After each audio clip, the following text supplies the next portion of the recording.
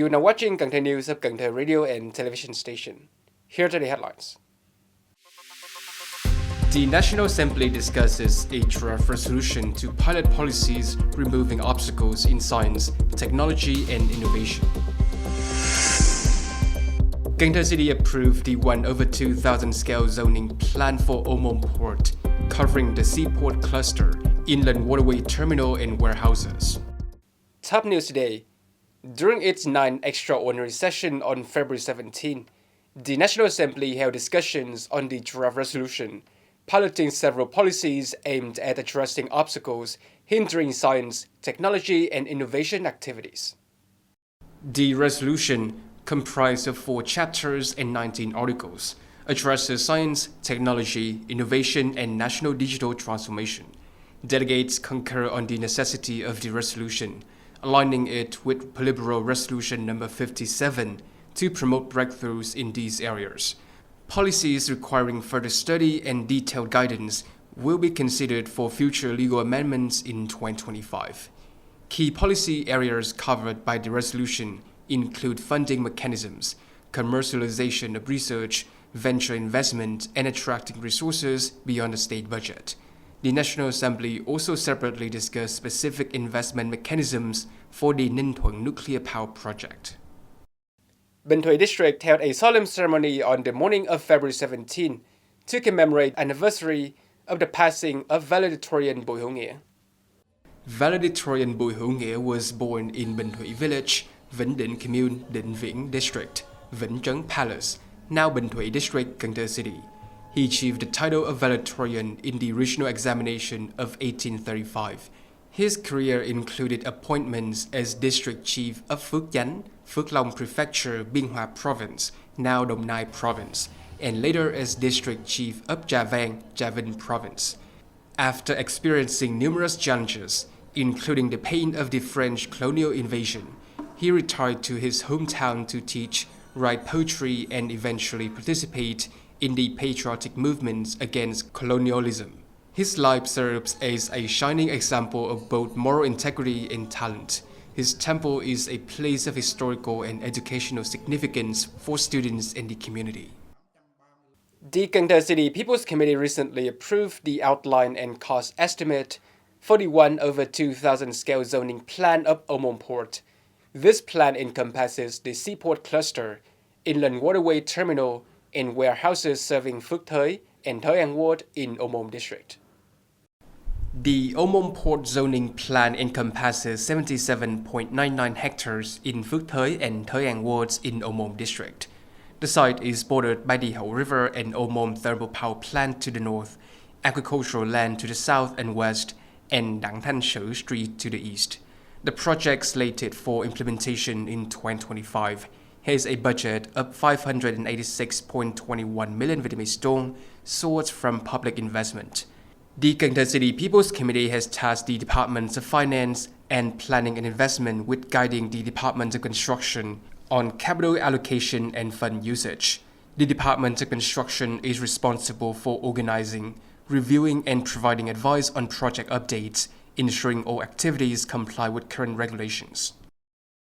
Cần Thơ City Industrial Park currently employ over 45,300 workers, a rise of more than 3,200 compared to the same period last year. Cần Thơ Export Processing and Industrial Zones attracted one new investment project worth over $308 million and saw a capital increase of $5.56 million in an existing project during January 2025. These zones now host 257 projects with a total registered capital of $2,256 billion, of which $1,295 billion, 57% has been disbursed. Businesses within the zones generated nearly $233 million in revenue, on par with the same period last year. Across the city, 188 new businesses registered in January with a total capital of 847 billion Vietnamese dong, representing nearly 10% of the annual target for business registrations and 6% of the capital target. This reflects a 13% increase in the number of new businesses and a 37% rise in registered capital compared to January 2024. 4 businesses dissolved, down 82%, 460 temporarily suspended operations, up 8%, and 190 resumed operation, up 26%. Since January 1st, 2025, Cần Thơ Children's Hospital has provided inpatient and outpatient care to 13,789 pediatric patients from Cần Thơ City and the surrounding Mekong Delta provinces. Cần Thơ Children's Hospital saw a decrease in outpatient visit this year, with 12,081 children treated, down 2,664 from 2024. However, inpatient admissions increased by 155, reaching a total of 1,708. Among respiratory illnesses, pneumonia cases rose by 179 to 1,327, while bronchitis cases decreased by 34 to 349. Although no flu cases have been reported in Cần Thơ, health officials note a worsening seasonal flu epidemic in other parts of the world and northern Vietnam. They urge patients to seek medical attention if their children exhibit flu-like symptoms, such as sore throat, cough, fever, headache, or digestive issues. Preventive measures are emphasized as crucial for protecting children from infection. While the measles situation in Cần Thơ City appears to be improving after the Lunar New Year, it has not yet been fully contained. As of early 2025, Cần Thơ recorded 2 confirmed measles cases and 135 clinically diagnosed cases, with no deaths. Rash fever cases suspected of measles have increased compared to the same period last year, and the outbreak is expected to continue in the first quarter. Health authorities are actively monitoring and implementing prevention measures. Doctors warn that the winter-spring transition raises the risk of measles and seasonal flu. Parents are urged to ensure that children receive full vaccinations to protect both individual and community health. On February 16, Cần Thơ City Department of Labor, War Invalids and Social Affairs, in collaboration with Legacy Charity Inc. USA and the Chambers of Labor, War Invalids and Social Affairs of Vĩnh Thành, Cần Thơ and Thời District, awarded scholarships to 150 students across the 3 districts.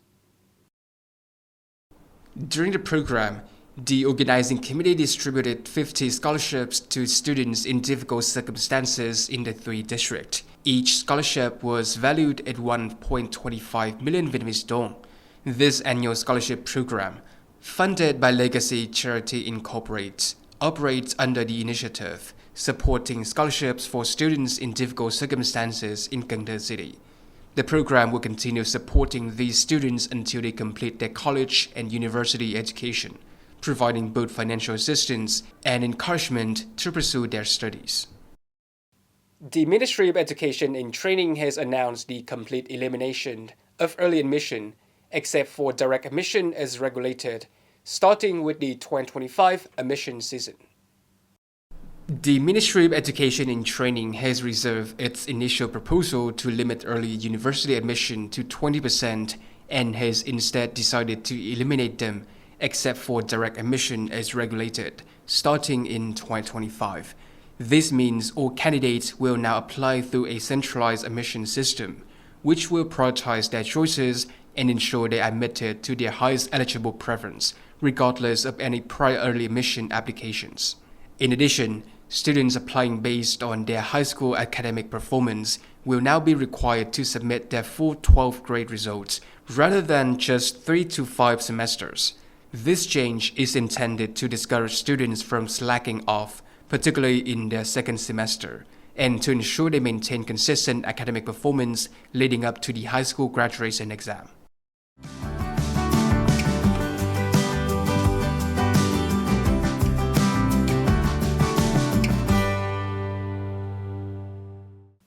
Coming up next is the weather forecast.